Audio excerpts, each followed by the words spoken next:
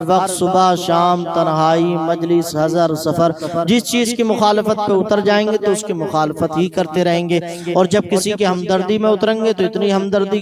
کریں گے کہ اس کو پھر شریعت کے دائرے میں بھی کہیں نہ کہیں کم بڑھتی وہ کر دیتے ہیں، سمجھوتا اس طرح سے کر لیتے ہیں۔ ان چیزوں کا خیال رکھنا چاہیے، مستقل مزاجی ہونی چاہیے، دوام ہونا چاہیے، استمرار ہونا چاہیے۔ اب دیکھیے پیچھے کیا ہوا، جناب والا حضرت علامہ مفتی سلمان ازہری صاحب قبلہ اللہ تعالیٰ ان کو سلامت رکھے، ان کو عافیت والی زندگی نصیب فرمائے، جب وہ حراست میں ان کو لیا گیا اور جب قید خانے میں وہ پہنچے تو آپ نے وہ سارے مناظر دیکھے، وہ ویڈیو سامنے آئی، اور جب وہ قید خانے میں چلے گئے اور جب وہ پہلا مقدمہ ان کا جناب والا اس میں جناح گڑھ میں لڑا گیا تو پھر یہ اعلان کر دیا گیا سوشل میڈیا پر کہ وہ رہا ہو گئے۔ حالانکہ رہائی کی کوئی خبر معتبر نہیں تھی، لیکن کچھ ہمارے احباب نے نہ جانے کیا ان کی عقل میں آئی اور کیا انہوں نے اپنی دانائی کا مظاہرہ کیا، اس طرح کی خبریں انہوں نے وائرل کی کہ مفتی سلمان ازہری صاحب رہا ہو گئے۔ اس کے تھوڑی دیر بعد پتہ چلا نہیں رہا نہیں ہوئے، ان پہ ایک اور مقدمہ لگ گیا، پھر دوسرا مقدمہ ہوا تو اس کے بعد پتہ چلا حضرت رہا ہو گئے،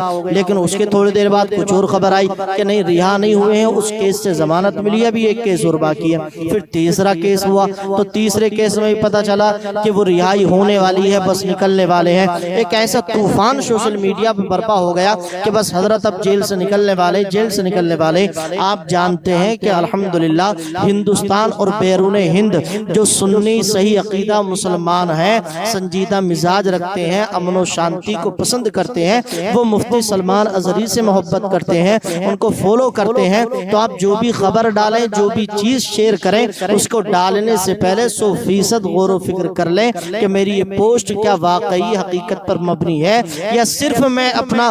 کام سیدھا کرنے کے لیے، اپنی روٹیاں سیکنے کے لیے۔ ایسا تو نہیں ہے میں کسی کی عزت سے کھلواڑ کر رہا ہوں، میں کسی کی زندگی سے کھلواڑ کر رہا ہوں۔ آپ کو پتا ہونا چاہیے مفتی سلمان ازہری پر جو تیسرا کیس لگا وہ صرف ویڈیوز کی جو بعد میں وائرل کی گئی ان کی وجہ سے لگا ہے۔ اس لیے میں آپ سے کہنا چاہتا ہوں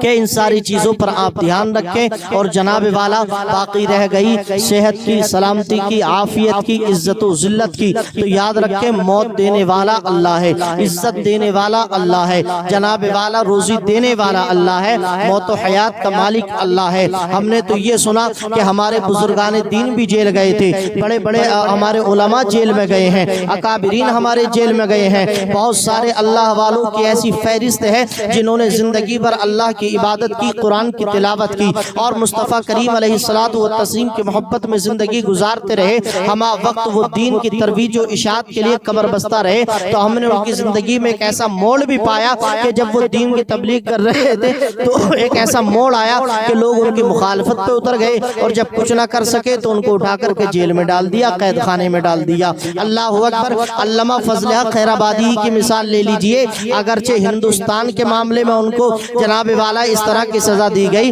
لیکن دی تو گئی تھی تو پتہ یہ چلا کہ علماء کی مخالفت آج سے نہیں بہت پرانے دور سے چلی آ رہی ہے۔ جب جب علماء نے حق گوئی کی ہے، جب جب علماء نے حق بیانی کی ہے، جب جب علماء کرام نے امت مسلمہ کی رہنمائی کی ہے، اور جب جب انہوں نے اغیار کی آنکھوں میں آنکھیں ڈال کر حق و صداقت کا نعرہ لگایا ہے، اور جب جب انہوں نے یہ کہا ہے کہ کی محمد سے وفا تو نے تو ہم تیرے ہیں، یہ جہاں چیز ہے کیا لوح و قلم تیرے ہیں۔ کل بھی ہمارے علماء یہ کہتے رہے کہ ہمیں گالیاں دو، ہمارے خاندان کو گالیاں دو، ہماری عزت کے ساتھ کھلواڑ کر لو، ہمیں برداشت ہے، لیکن کوئی نبی کی طرف آنکھ اٹھا کر کے غلط زبانی کا اظہار کرے، کوئی انگشت نمائی کرے، کوئی زبان درازی کرے تو ہمارے اوپر اگر کوئی زبان درازی کرے گا ہم برداشت کر لیں گے، کوئی ہمیں گالیاں دے گا ہم تسلیم کر لیں گے، لیکن اگر کسی نے اپنی انگلی مدینے کی طرف اٹھائی تو ہم اس انگلی کو توڑنا جانتے ہیں، اگر کوئی اپنی زبان درازی کرے گا تو ہم اس زبان کو کاٹنا جانتے ہیں۔ اس لیے کہ الحمدللہ